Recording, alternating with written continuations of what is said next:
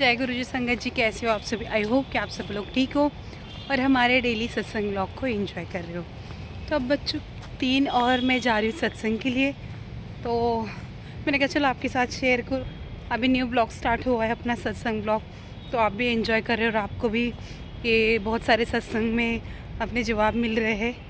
तो बहुत बहुत शुक्राना गुरु महाराज जी का, जो आप तक ही मैं सत्संग वीडियो पहुँचा रही हूँ। जय गुरु जी, शुक्राना गुरु जी। तो चलो संगत जी अभी चलते हैं और दिखाने वाले वीडियो में कि कैसा रहेगा गुरु जी का दरबार, कैसा रहेगा गुरु जी का चोला और क्या क्या रहेंगे सत्संग। चलो आपको सुनाएंगे आज गुरु जी के सत्संग। तो चलते, और आज मौसम भी बहुत ख़राब है, देखो बारिश भी आ रही है। अभी चलो चलते हैं और दिखाते वीडियो में आगे। अभी मिलते सीधा लोकेशन पे। जय गुरु जी, जय गुरु जी। शिव जी सुना सहाय, ओम नमः शिवाय, गुरु जी सुना सहाय, ओम नमः शिवाय, शिव जी सुना सहाय, ओम नमः शिवाय। आई संगत का शुक्राना, बहुत बहुत अच्छा लगता है कि सब लोग आते हैं। और आज मेरी एनिवर्सरी भी है, तो और भी अच्छा लग रहा है। आप लोगों की ब्लेसिंग्स मिलेंगी और इतनी सारी आंटियाँ, सबके आशीर्वाद, सबकी ब्लेसिंग्स एनिवर्सरी के दिन।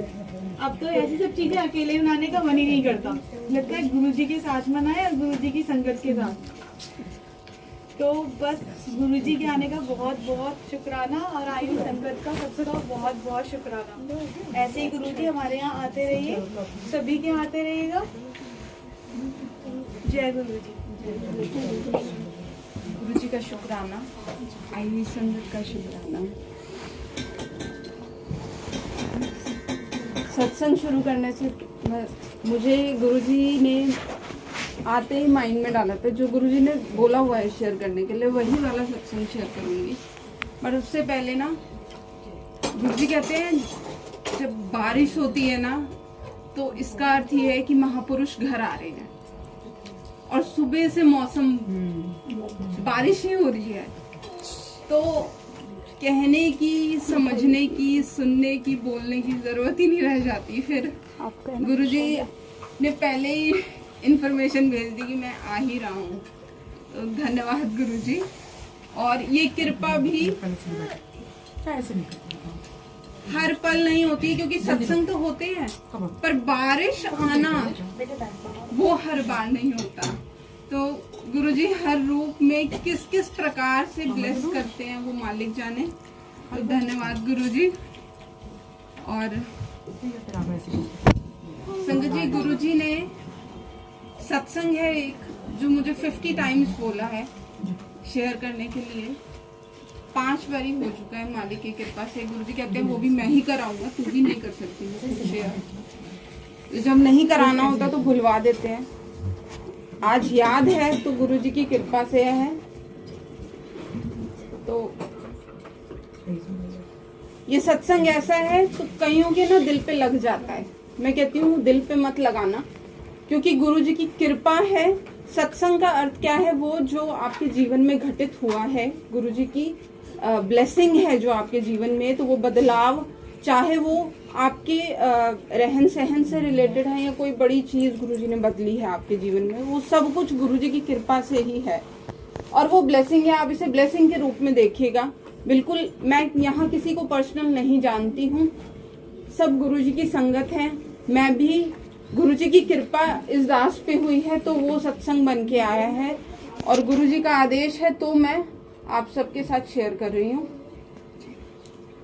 सत्संग शुरू करने से पहले मैं अपने बारे में बता दूं ताकि समझ बेहतर आ जाए। मैं उनमें से जो बचपन से टॉम बॉय, और जैसे धीरे धीरे बड़े होते गए तो कपड़ों में वेस्टर्न था, जीन्स थी, सूट को लेके मेरे मानसिक धारणा थी, अब नहीं है। अब तो गुरुजी ने बहुत परिवर्तन कर दिया, मालिक की कृपा है। सूट को लेके मानसिकता थी मेरी कि सूट जो पहनते हैं ना, शब्द जो था, स्टेटमेंट, आप सोचो, मतलब मैं तो कहती हूँ गुरुजी माफ करना, इंसान है, सबकी सोच अलग होती है। जबकि घर में ऐसा कुछ नहीं होता है कि कोई समझाए, कोई जैसे हम एक अपना सबका इंडिविजुअल होता है, तो वैसे वाली मेरी सोच थी। अब गुरुजी ने अपने शरण में जब बुलाना शुरू किया तो मैं जीन्स पहन के ही जाती थी।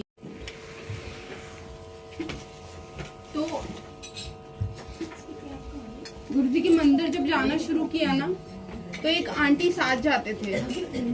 वो आंटी जब साथ जाते थे तो एक दिन अचानक उन्होंने मुझे बोला, एकता तू ना सूट नहीं, सॉरी तू जीन्स मत पहना कर, तू सूट पहन कर आया कर। जब भी मंदिर जाते हैं तो सूट पहन के जाते हैं। मैंने कहा तब तो कुछ कहा नहीं आंटी को, सीधा सीधा। वो मेरे फैमिली फ्रेंड, तो एक होता है ना कि आप बोल सकते हो फिर एक दूसरे को, एक लाइन जो है बाउंड्री वो हट जाती है। हम दोस्तों फ्रेंड्स के बीच में हो जाता है, हम थोड़ा पर्सनल चले जाते हैं। तो ऐसे ही उन्होंने मुझे बोल दिया। अब जब उन्होंने बोला तो मैंने उन्हें तो कुछ नहीं कहा, लेकिन मन में आया कि उसको क्या है, मतलब मैं कुछ भी पहनूं, मैं इतनी बड़ी तो हूँ, इतनी समझ है कि मुझे क्या पहनना है क्या नहीं पहनना। अच्छा ये हो गया। फिर दोबारा जब गए, अगेन आंटी साथ में ही थे, मेरे बड़े मंदिर जा रहे थे उस दिन। फिर आंटी ने बोला कि एक तो तू सूट पहना कर जब मंदिर आती है। जब उन्होंने इस बार बोला तो गुस्सा और आ गया।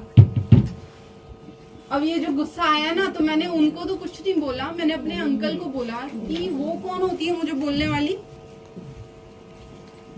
मैं कुछ भी पहनूं, मेरी पसंद नापसंद है, मुझे जीन्स अच्छी लगती है, मैं जीन्स पहन के जाऊंगी।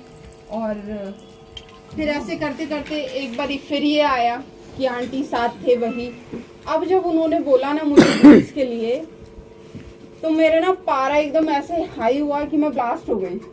और मैंने उन आंटी को बोला, तू ना मेरी मम्मी मत बन।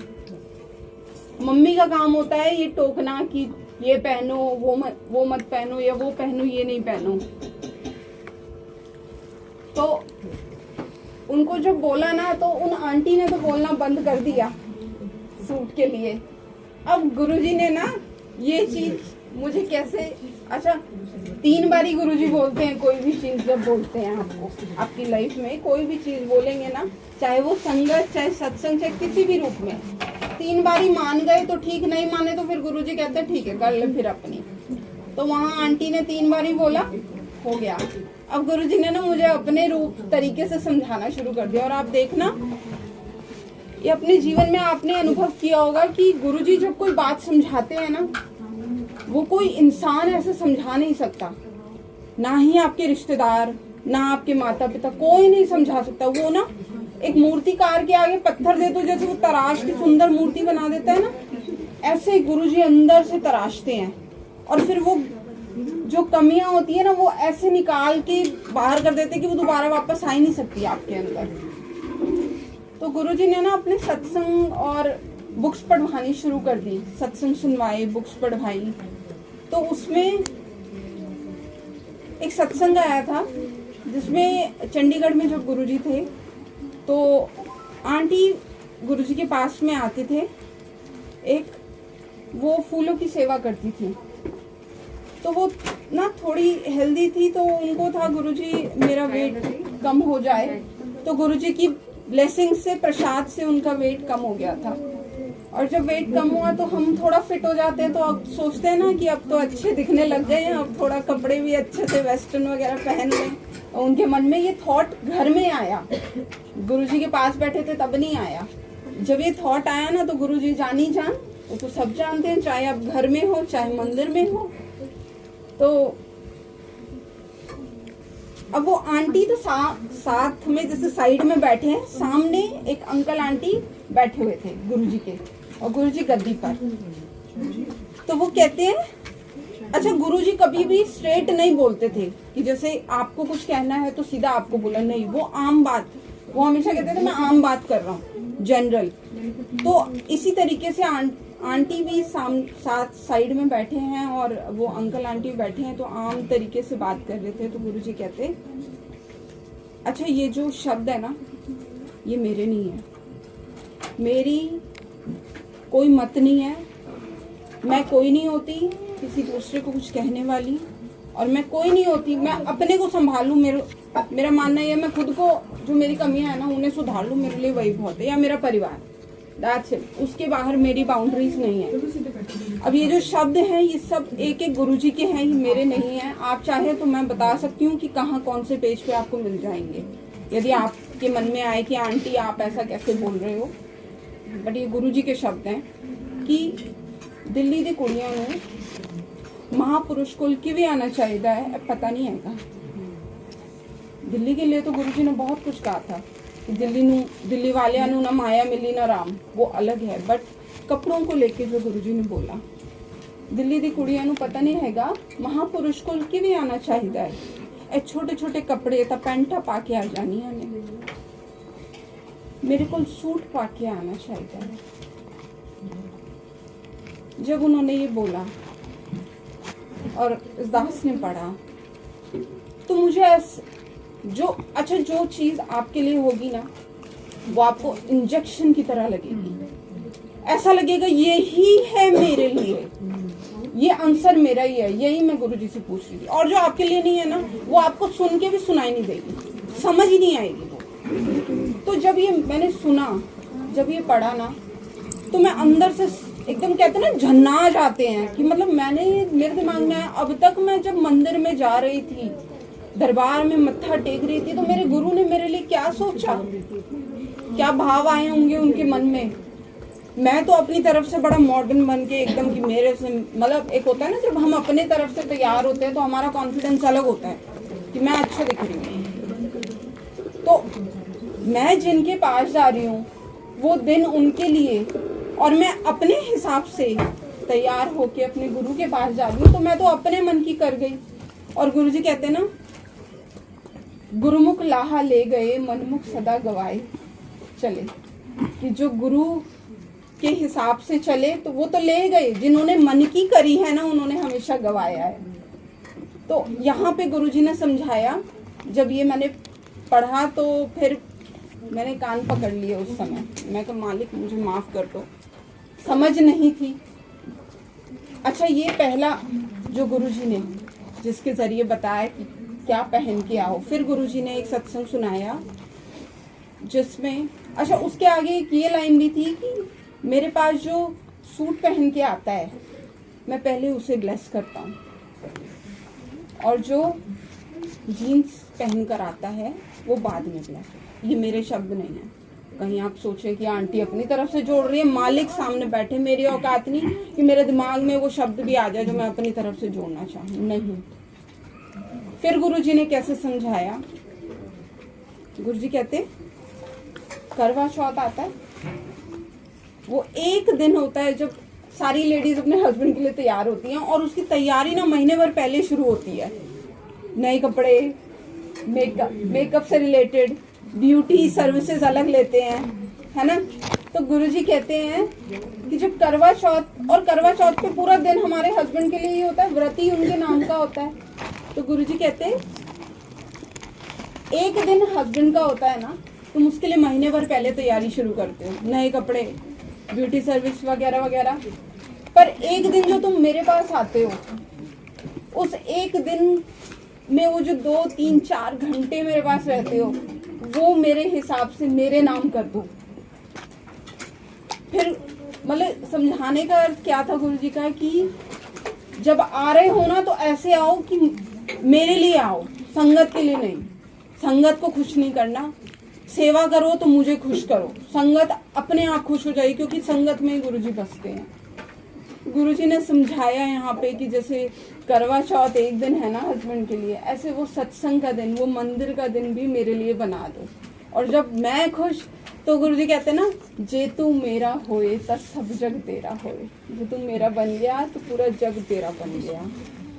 तो शुक्राना गुरुजी इस मत में ये डालने के लिए कि suit is not my class. ये एक बहुत ही बेकार सा सेंटेंस है, और तब से ये धारणा बना ली कि मालिक जब तक इस शरीर में प्राण है, जब तक है ना, जब जब आपके पास आऊं तब तब उसी रूप में आऊं जैसा आप चाहो। चाहे मैं अपने अंकल को भी पसंद ना आऊं उस दिन, लेकिन आपको पसंद आनी चाहिए। तो इसलिए गुरु महाराज की कृपा से गुरुजी ने सूट क्या है उसका अर्थ समझाया। तो शुक्राना गुरुजी, कोटि कोटि शुक्राना आपका। और विराम देते हुए सत्संग को गुरु वचन गुरुजी के वचन ना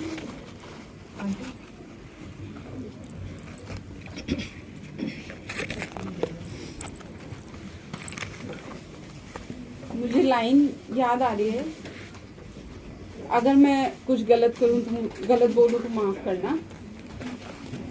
गुरु वचनों को रखना संभाल कर, एक में जनरे राज हैं। गुरु वचनों को रखना संभाल के, सबके बस की बात नहीं है इन्हें समझना, और अगर समझ आ जाए तो मालिक की कृपा। एक में जनरे राज हैं, जिसने जानी है गुरुजी की महिमा, उसका डूबा कभी ना जहाज है। तो मालिक के चरणों में ऐसे ही गुरुजी आप बुलाते रहना, खुशियां बरसाते रहना। जय गुरु जी। आज तो शुक्राने भी हैं, अरदास भी है गुरु जी के आगे। कभी ऐसी सिचुएशन हुई नहीं मेरी जो इन दिनों है।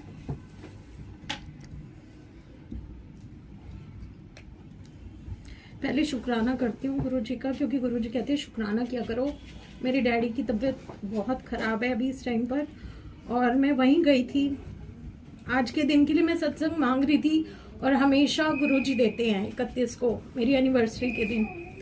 और अर्चना आंटी ने जब बोला मैं इतनी खुश थी, लेकिन मेरे को पता नहीं था कि डैडी की कंडीशन देखूंगी तो ऐसे ही मेरा हाल हो जाएगा या कुछ। लेकिन शुक्राना है गुरुजी का, पता लगा कि गुरुजी ने कितना साथ दिया। जब मैं हॉस्पिटल गई रिपोर्ट्स लेकर के, तो डॉक्टर ने बोला कि ये इतना कैसे जी लिए। इनकी तो 3 महीने तक की लाइफ थी, इनको ये प्रॉब्लम है ब्लड कैंसर, और मेरे डैडी ने 1.5 साल निकाल लिया ऑलमोस्ट ना। तो ये सब गुरुजी की कृपा थी, क्योंकि मैं जितनी बार भी गुरुजी से अरदास करती थी, बड़े मंदिर जाती हूँ, और हर पल गुरुजी ने साथ निभाया है। मेरे को गुरुजी ने हमेशा डायरेक्ट कनेक्शन सिखाया है। मैं कोई किसी की बातों में नहीं आती, किसी के इतने सत्संग नहीं सुनती।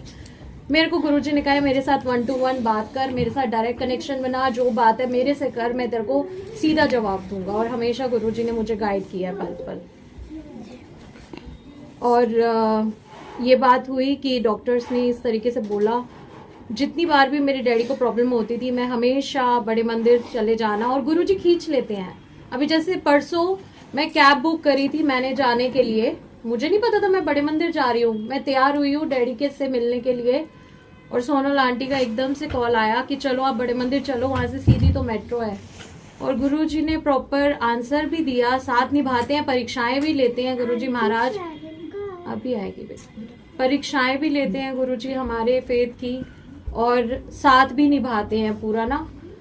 तो मेरे डैडी हमेशा सेफली घर आ जाते थे। मैं डुगरी मंदिर में प्रसाद मैं खाती थी, मैं अरदास करती थी कि गुरुजी बस डैडी ठीक हो जाए, और मेरे डैडी मेरे लिए गेट वही खोलते थे। लेकिन अब सिचुएशन ऐसी हो गई है कि मुझे नहीं पता, कुछ ही दिनों में, ये 5-6 दिन में ऐसी सिचुएशन हो गई कि वो मेरे को पहचान भी नहीं रहे। और मेरे से जब वो मिले हैं तो वो इतना प्यार किसी को नहीं कर रहे जितना वो मेरे से बात करना चाहते, लेकिन वो बोल नहीं पा रहे। लेकिन जो ये रब है ना, ये मुझे सब कुछ करके दिखाते हैं। और गुरुजी ने, जब मैं बड़े मंदिर गई तो शब्द यही चल रहा था, जो मांगे ठाकुर अपने थे, अपने खसम भरोसा। मतलब अपने खसम पर भरोसा होना चाहिए कि सोई सोई देवे, जो तुम मांगोगे वही वही मिलेगा, ऐसा भरोसा तुम्हारा होना चाहिए अपने गुरुजी पे ना। मेरी मम्मी को भी ब्रेस्ट कैंसर हुआ है डायग्नोज, और मेरे डैडी को ब्लड कैंसर, और दोनों की सिचुएशन ऐसी है, और हम तीनों भाई बहन डरे पड़े हैं कि हम खो ना दें। और सब हमने डोरियां गुरुजी के ऊपर छोड़ी हुई हैं। अब मुझे नहीं पता गुरुजी मेरा क्या सत्संग बनेगा, क्या होगा, लेकिन आज तक गुरुजी ने मेरा साथ निभाया है। आज भी जब मैं दिल्ली से आई हूँ, आप मानोगे नहीं, एक गाड़ी मेरे आगे कॉन्टिन्यूस महाकाल लिखा हुआ मेरे आगे आगे रही है। ब्लेसिंग ऑलवेज गुरुजी पूरा रास्ता गुरुजी ने दिखाया कि मैं हूँ तेरे साथ ना, तो तू मत घबरा। और अभी मेरे डैडी जब ठीक थे तभी मैसेज आया मेरे पास कि कदे भी कमजोर ना पड़ी, मैं हमेशा तेरे नाल खड़ा हाँ, मैं हमेशा तेरे नाल आ, सब कुछ मेरी रजा नाल हो रहा है, ते शुक्राना कर दी जा, कल्याण किता। तो हमें फाइनली इनकी रजा में राजी होना पड़ता है।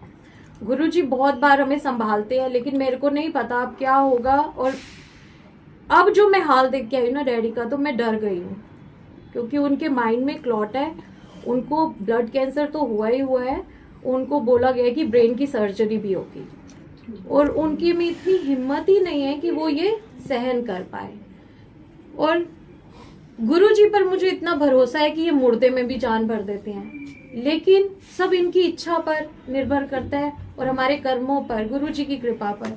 तो मेरी अरदास यही है कि गुरुजी दोनों को ठीक कर देना, सब कुछ ब्लेस करना, मेरी मम्मी डैडी को अच्छी सेहत देना, सारी खुशियां देना। उन्होंने बहुत मुश्किल से हमें पाला पोसा है, सब आप जानते हो। बस मैं उनके लिए खुशियां मांगती हूँ, उनकी अच्छी सेहत मांगती हूँ।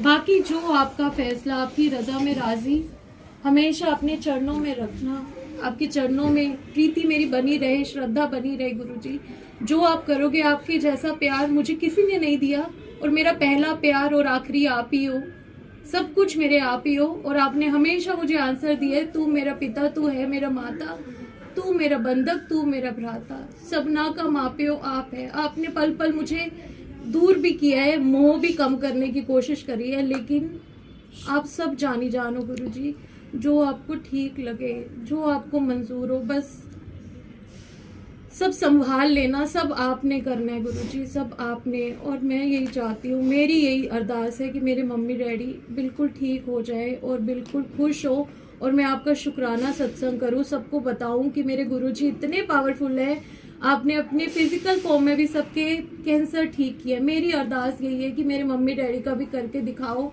उनको बिल्कुल ठीक करो, और मैं सत्संग करवाऊँ और शुक्राना करूँ। आप सब कुछ कर सकते हो, आज भी आप हो, एक एक अरदास सुनते हो, और आप डायरेक्ट कनेक्शन कहते हो कि मेरे साथ डायरेक्ट कनेक्शन बनाओ। और मैं सूट ये सब नहीं मानती, क्योंकि मेरे को तो गुरुजी ने कहा था कि गुरुजी मैं सूट पहन के आया करूँ। गुरुजी ने कहा इन्होंने मैनू नहीं छड़िया, चोला पवांदे ने तद मनदे ने मैं गुरु हाँ, जे मैं पैंट कमीज पा के बह जावा ते मैनू नहीं गुरु मनदे। तो गुरुजी कहते मेरे से प्यार करो, मीन्स ना मेरे साथ डायरेक्ट कनेक्शन बनाओ, मेरे साथ बातें करो। वो ऐसा प्यार करते हैं जैसे आप उनको मम्मी पापा बना लोगे तो मम्मी पापा की तरह ट्रीट करेंगे, भाई बना लोगे तो भाई बनेंगे, दोस्त बना लोगे तो दोस्त बन जाएंगे आपके। जैसा आप उनके साथ रिश्ता बना लोगे ना, वो आपको वैसा बना लेंगे। मतलब डायरेक्ट कनेक्शन हमेशा, मेरे को तो गुरुजी ने यही सिखाया, इसलिए मैं कुछ फॉलो नहीं करती हूँ। जब मेरे गुरुजी मेरे को कहते हैं, मेरे को कई आंटियां बोलती है आंटी जब आप बैठो ना सिर ढका करो, लेकिन जब मेरे गुरुजी ने, मैंने तो 2.5 लाख संगत में बोला कि गुरुजी मेरे से नहीं लिया जाता, मेरे को अनकंफर्टेबल लगता है, मेरा तो ध्यान नहीं लगता सिर पे लेने से, एक तो मेरी हाइट छोटी है, मेरे से नहीं होता ये सब ना। तो गुरुजी ने खींच करके जैसे नीचे उतारा हो, तो गुरुजी सब सुनते हैं। मैं ये भी नहीं कहती कि कोई गलत है, लेकिन सबके अपने अपने भाव है, और गुरुजी सबको एक्सेप्ट करते हैं, वो सबको बहुत प्यार करते हैं, उनके लिए सब बराबर है, कोई ऐसा नहीं है, कोई नया नहीं, कोई पुराना नहीं, कोई कुछ नहीं।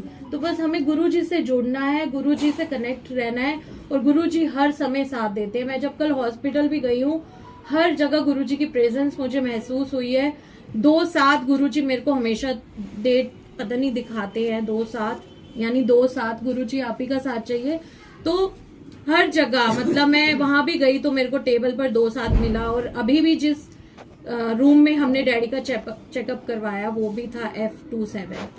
तो पता नहीं है हमें किस किस वेज में ब्लेस कर रहे होते हैं और एहसास दिलाते हैं कि मैं अंग संग हूँ, मैं ध्यान रख रहा हूँ, लेकिन फाइनली जो होता है ना गुरुजी की रजा में राजी। और मैं तो अभी भी यही मान रही हूँ कि बहुत कठोर परीक्षा है गुरुजी आपकी, आप ही निकालोगे, आप ही पे छोड़ा, आप ही सब सही करोगे। मैं फिर सत्संग सुनाऊंगी, शुक्राना करूंगी कि मेरे गुरुजी इतने पावरफुल है कि कोई भी बीमारी, कोई भी प्रॉब्लम आपके लिए बड़ी नहीं है। अब मुझे नहीं पता गुरुजी कैसे कर्म कटवाते हैं, वो किसी भी तरीके से कटवा सकते हैं। यहाँ तो हॉस्पिटल में ले जा करके गुरुजी कहते थे कि जा उस हॉस्पिटल में जा, वहां पे चाय पी के आ, वहां तेरे कर्म कट जाएंगे। या गुरुजी ड्रीम में आकर के भी हमारा इलाज कर देते हैं और हमें कह देते हैं जा कल्याण कितना। अब वो गुरुजी की कृपा पर और हमारे कर्मों पर शायद डिपेंड करता है कि गुरुजी महाराज जी की मेहर कैसी हो, लेकिन गुरुजी ने बहुत बहुत बहुत कृपा करिए गुरुजी। इतना भी जो टाइम हम काट रहे हैं ना, आपका शुक्राना है।